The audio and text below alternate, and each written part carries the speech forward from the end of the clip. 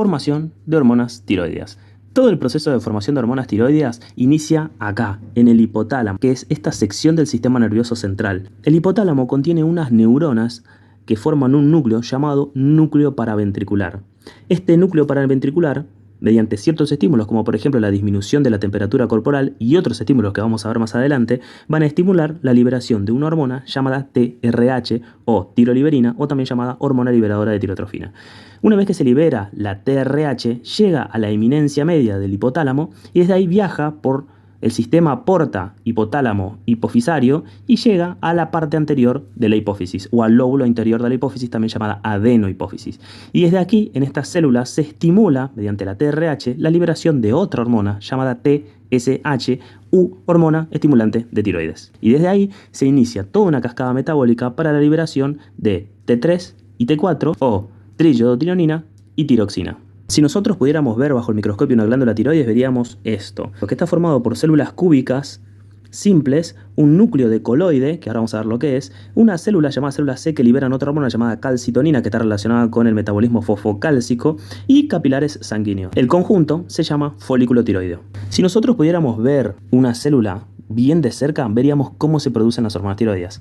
Y cuando llega el estímulo de esta hormona, llamada hormona estimulante de tiroides, liberada por la hipófisis, acordate, se estimula a este transportador llamado NIS o simportador de yoduro de sodio. Este simportador lo que va a hacer es ingresar yodo e ingresar 2 iones sodio. Me van a preguntar, ¿pero va a haber una sobreexpresión de sodio dentro de la célula? No, porque existe la bomba sodio-potasio que va a sacar el sodio y va a ingresar potasio para igualar los gradientes. Y este yodo va a viajar hacia la parte apical de la célula y mediante un transportador llamado pendrina se intercambia por cloro, es decir, sale una carga negativa, ingresa otra carga negativa para mantener los gradientes de la célula. Una vez que el yodo sale de la célula, se va a oxidar mediante una enzima llamada peroxidasa y con ayuda del peróxido de hidrógeno, y ahí vamos a oxidar al yodo. Luego de que el yodo esté oxidado, venimos a la siguiente etapa, que es la etapa de organificación, que es la formación de hormonas tiroideas. Y acá entra otro protagonista llamado tiroglobulina, una macromolécula que se sintetiza dentro de la célula en el retículo endoplasmático, llega al aparato de Golgi y se libera hacia la parte apical del folículo tiroideo. La tiroglobulina es una macromolécula que está formada por 70 residuos del aminoácido tirosina. Entonces, el yodo se va a unir a los residuos de tirosina de la tiroglobulina y se va a formar monoiodotironina cuando se una un yodo, diiodotironina cuando se unan 2 yodos, T3, T4 y T3 reversa. ¿Cómo se forma la T3 cuando se une una monoiodotironina con una diiodotironina? Se forma T3. Y cuando se une una diiodotironina con otra diiodotironina, se forma T4.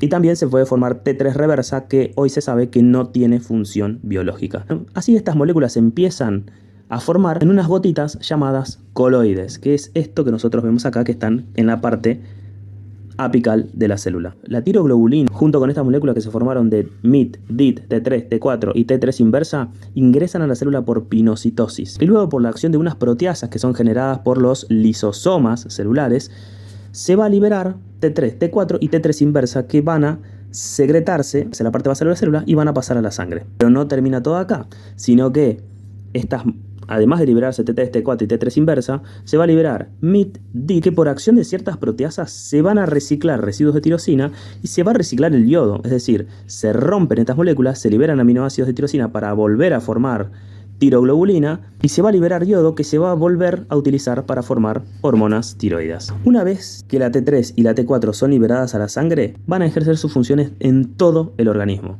Por otro lado, es importante destacar que la liberación de T3 y T4, cuando llegan a un punto máximo, van a ejercer un feedback negativo, es decir, van a inhibir la secreción de TRH y también la secreción de TSH cuando ya en el plasma haya una correcta cantidad de T3 y de T4. Por otro lado, la liberación de TRH también va a estar influenciada por situaciones como el ayuno prolongado. Si una persona pasa mucho tiempo de ayuno, los bajos niveles de leptina van a inhibir la formación de TRH, con lo cual el metabolismo va a ser mucho más lento. Entonces, ahí nos podemos dar una idea de que el ayuno intermitente quizás no sea muy efectivo para nuestro metabolismo.